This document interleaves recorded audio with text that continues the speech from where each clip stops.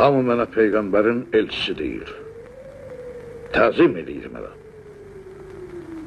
Təkcə siz itaat eləmirsiniz. Niyə? Sənin hakimiyyətin qılınc və qorxu üstündə bərqərardır. Xırda həşərat iri həşəratdan qorxur. Qoyun qurtdan. Gücsüz adam güclüdən.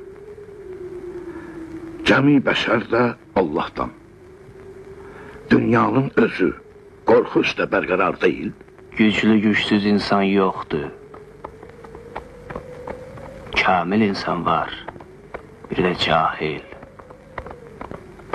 Cahilin tərz həyatı heyvanatın tərz həyatı ilə doğrudan doyğundur.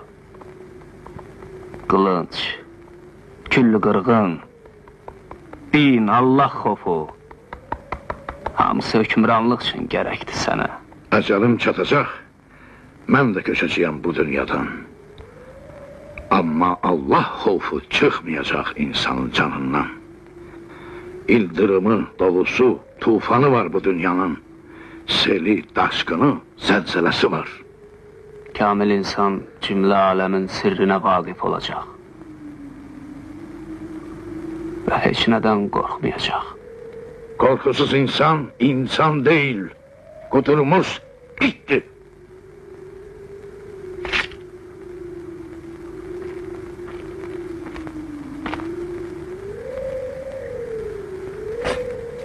Gözdən qoymayın bu iblisi. Ne oldu?